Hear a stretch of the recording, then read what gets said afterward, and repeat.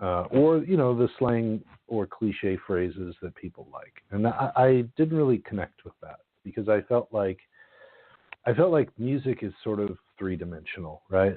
Whereas words are two-dimensional. And so when you add music to words, you get a three-dimensional experience, so to speak, metaphorically, not actually. It's not three dimensions. It's just audio. But, from an auditory perspective, it's an enhancement of the things that we have to say as human beings, and it adds emotion and momentum to those words. And so I think what I liked about folk music was that sort of how all that stuff came together. People had something useful to say. They contributed something to society or to a movement or some kind of political cause or religious cause or whatever it might be.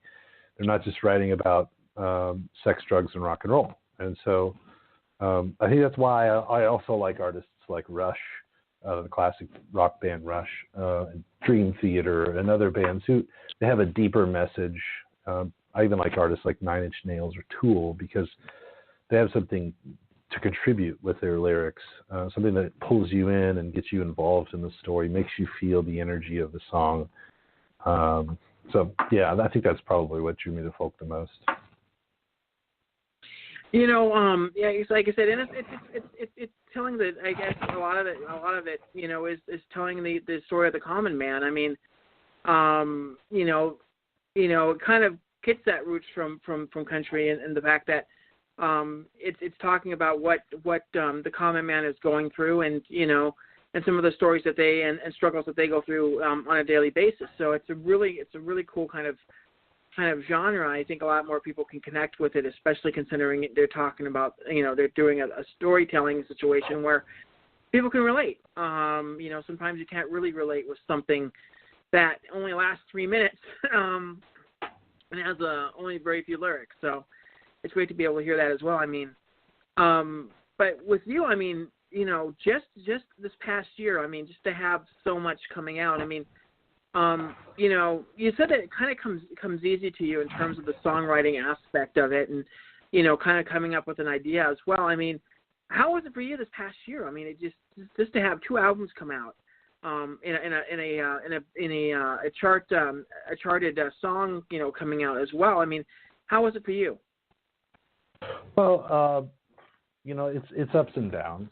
When I put that LP out, it sort of was a process of 2 years of work, and I think that was a good experience. I learned a lot about working with session musicians remotely, and about playing, I guess, about the bigger picture. Because when we write and record a song, we're not thinking about what the entire album is going to look like. And I realized that in order to really put out a good product, I needed to think about the broader picture. So I wanted to look at the album as a whole, which is what I started doing with Home Again. And that's really what I'm going to be focusing on in my next project. Is I want to take a look at the whole album holistically and fill in the gaps. Do I have an up-tempo song? How many am I staying away from heartbreak? Or, do I have other things to say? What kind of chords am I using throughout the album? Like, I'm trying to see it as more of a complete holistic picture. So, those 2 projects were sort of the projects that opened my eyes to that. I also this year spent a lot of time coaching. I'm taking vocal lessons still. I'm taking songwriting evaluations and songwriting critiques. I'm working with a prominent folk artist where I did up until recently doing like 1.5-hour long coaching sessions on songwriting. So I've been working on the craft the last couple of years and trying to get better at it. And I think that's the result. The albums that I have out are the result of that. Were there some songs that you wrote for these 2 albums that you just didn't feel like they fit, and that you may have in your back pocket for this next album? No, I was, that's my philosophy with Home Again was to just put it all on there, I do have a few songs that I haven't put on any project yet. I have 4 songs that I've written that are new and will be recorded next year. And then I have, I'd say, probably 2 or 3 that I've written that I probably won't do anything with. So yeah, they do exist for sure. I think every songwriter has a song they've written that's not worth exposing, to the public. I mean, how was it? What was it like for you in the studio the first time around? And I mean, did you learn a lot from those sessions? Well, I started going to the recording studio when I was 18. So I learned a lot. I learned that, I think one of the greatest lessons I learned in the studio was that the way you perform vocally in a studio and live is not the same way that you'd perform in vocal performances like opera, formal training. All my formal training taught me to use my diaphragm and to push air through and to not be concerned with plosives or sibilants or anything like that. So going into the studio is a very different approach because I had to be soft with the microphone.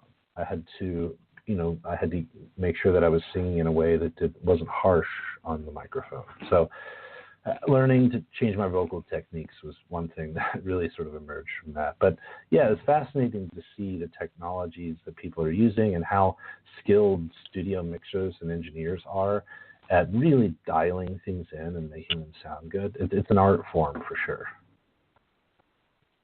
Yeah, I mean, it is, and just to see that the way that things are in terms of recording, and the tools that are available to you is just amazing to say the least. I've had artists in here that have recorded stuff from the 60s, 70s, and 80s, and they're just kind of surprised to see how far we've come in terms of the technology and to be able to record certain things and not have to worry about multiple tape reels. You don't have to worry about certain things that you can really easily just do it in a quick second or that as well. So, and that's the other thing too with folk and Americana music is the fact that it's not overproduced usually. It's one of those things where you go into a studio and we're really just trying to be as raw as you possibly can. Although you do tweaks once in a while, but I mean, is that am I right and correct in that assumption? Yes. Yeah, I completely agree with you. There are overdubs that take place in, I think, any song, but for the most part, it's sort of a minimal production environment. You want to capture the raw and organic nature of the performance. And that's why so many studios they do sort of a live performance approach. They don't bring people in a very serial fashion and record them independently. They bring people into booths or into a room and sort of wire everything up and play at the same time, Yeah. Now what's going on this next year? I mean, are we going to be? You said you're obviously producing another album as well. Are you going to be doing any touring or anything, or are you just going to be kind of trying to sing a little bit local? Yeah, good question. I think the main focus of 2019 is going to be on the writing. I'm going to be putting out some unplugged music videos in the first quarter of next year, trying to get that dialed in with a videographer, basically hoping to just take some of my tunes, old and new, and just sort of record them live in an acoustic space. And I'll be putting that content out. In March, I'm going to New York City to do a session with Least of All Vinyl. They do sort of one takes direct to vinyl, so you record one song and it goes straight onto a vinyl as you're recording. I'll be selling those to fans and taking pre-orders for that starting in January. But other than that, I mean, I'm working with Billy Crockett and Chris Bell, who are producers and engineers and musicians out of Austin, Texas at Blue Rock Studios. We're talking about getting together to record a few songs.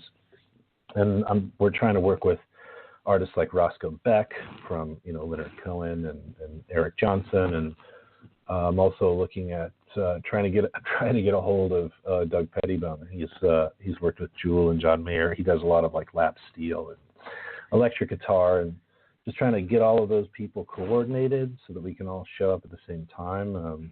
So that's something I'm hoping to do in the first half of 2019. And as far as performances are concerned, it's going to be a pretty light year, I think, just because of what I'm focusing on. But I will have a few shows, I think, that are in the works. There's talks about shows in Alaska. I've got a show that I'm probably going to do in Kansas. And then other than that, I'm just going to try and find a few local things in Denver. And I want to mention that you guys can get James's single, Two Cagless Birds, currently on all your possible venues, iTunes, Amazon Music, wherever you get your music as well. Is the Christmas single? It's the Christmas single, I believe, is out, right? Yeah, it's a Christmas single. So yeah, so those are available pretty much in iTunes and Amazon and all that. That's been released, right? Yes, it should be out there. So you guys can check that out as well. JamesLeeBaker.com. You guys can check out his website to see more of his music, and JL Baker Music on Twitter. You guys can check him out there, and on Facebook. Anything else you want to add at all, James? No. Thanks for the opportunity, and I look forward to hearing this. I think it's live, right? Will there be a recording of it? Yeah, it's live, and it'll be archived within the next 15 minutes, so you can listen back to it pretty much instantly. Sweet. All right. Well, thanks for the opportunity. Oh, not a problem at all, James. And look forward to your busy year in 2019, and best luck with the new album. Thank you. Okay. Have a Merry Christmas there, James. Thanks. You as well. Take care. Yeah, bye. James Lee Baker, everybody. You guys can check him out. JamesLeeBaker.com. You guys can check out the website there as well. I'm going to mention that this is our last podcast of the year. We're taking the next 2 weeks off, obviously for Christmas and New Year's. I want to give my guests a little bit of, a time to spend with their families if I need to do it. So the next time we'll be back on the old podcast catcher is on January the 6th. We'll be having a guest on. We'll look that up real quick and let you guys know who that is. But it deals with motivation. Obviously, when coming into the new year, we have New Year's resolutions, and I figured this guest would be absolutely perfect for it. Let me hook it up real quick for you. I'm sorry I didn't have that done for you as well. Let you know that within the next week we shall be on iHeartRadio. So if you look up somewhere in Vegas on iHeartRadio, we will be our podcast will be on there now. I just got the confirmation this week that we are going to be on iHeartRadio, which is an absolute great thing because it'll just get it out there a little bit more. So make sure you guys check that out as well. Let's see here. Kathleen Minor, we're going to have on January the 6th, Sunday, January the 6th at 2 p.m. Pacific, 5 p.m. Eastern. You guys can check that out. Check it out here. We'll be talking to her a little bit about, some of the stuff that she's doing. She's a motivational speaker, a fitness coach, and we'll be talking a lot to her about, kind of the New Year's resolutions and all that as well, since that'll be very interesting to be able to talk to her. So we'll have Kathleen Minor on coming up on January the 6th. So we're taking the next 2 weeks off. So we'll talk to you guys in a couple weeks after that. And then once we get to 2019, we'll have some big stuff going on in terms of this podcast, and we're expanding it a little bit. Like I said, Sensei Sessions will be back on the air sometime next year. The Wombat Sports Podcast as well will be back on the air next year as well. I hope everybody has happy holidays and a gracious New Year. Like I said, we'll be back in the new year